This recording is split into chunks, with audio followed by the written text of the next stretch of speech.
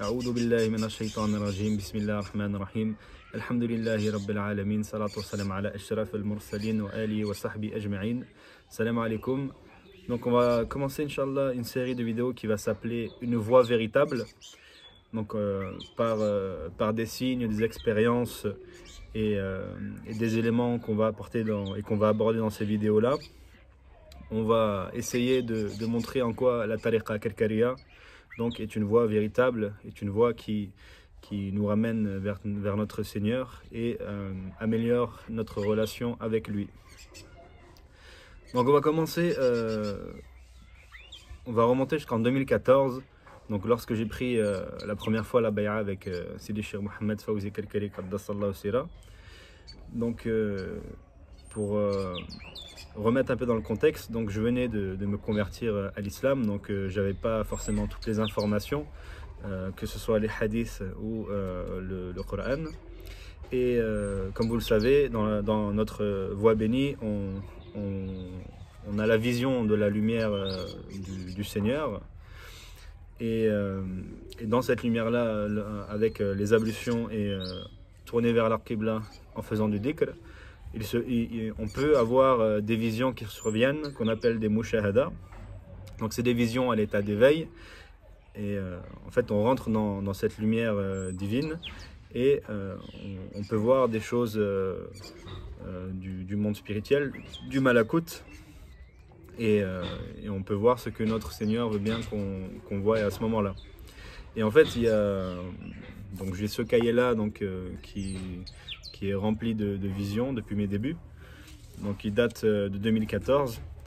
Et il y a une vision qui avec le recul m'a interpellé, parce qu'à l'époque en fait j'avais aucune idée ni du verset du Coran qui parlait de cette vision-là, ni du hadith. Et en fait c'est ça qui est incroyable, c'est que par la vision de la lumière, j'ai vu un verset du Coran et un hadith avant même de l'avoir lu, avant même d'en avoir pris connaissance. Et c'est ça qui est incroyable et qui montre encore une fois que ces visions viennent du Seigneur, donc qu'elles sont vraiment élevées et bénies et qu'elles ne viennent pas d'autre part. Et donc en fait, donc je vais vous dire la vision que j'ai eue. Donc c'était donc pendant le wird du 3 janvier 2014 à 7 h du matin, les yeux fermés. Donc je lis, donc je rentre dans la lumière, il subsiste dans la vision que de la lumière.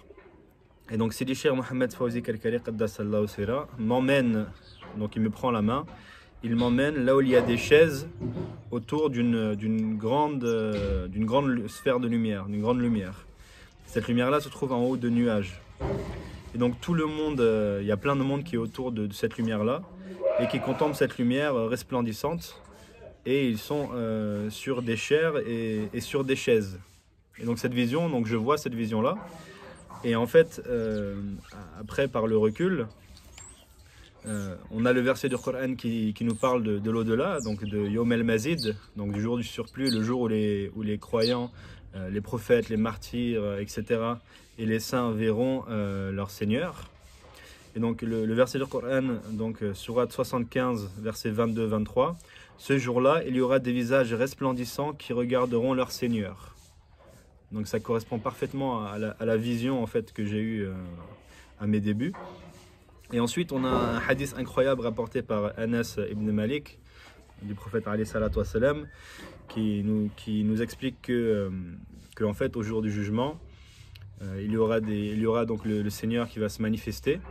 Et les prophètes auront des chairs en or en formant un cercle comme ça autour de la manifestation du Seigneur.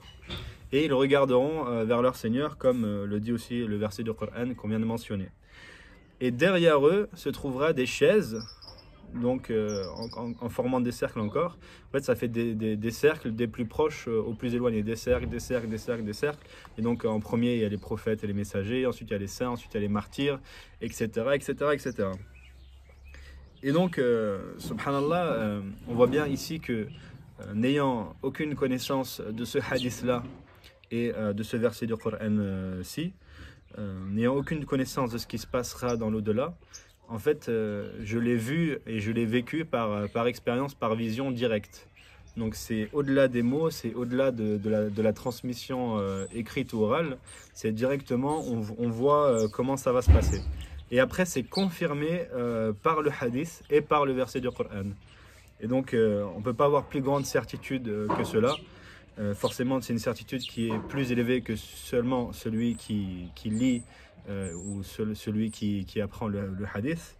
Et donc, c'est là où on voit justement que c'est une voie véritable, puisqu'on peut, par la vision de la lumière, le dhikr et la purification, vivre le hadith et le verset du Coran avant de l'avoir lu, avant d'en avoir pris connaissance. Subhana rabbika rabbil izzati amma yasifun, wassalamu ala al-mursalin walhamdulillahi rabbil alamin.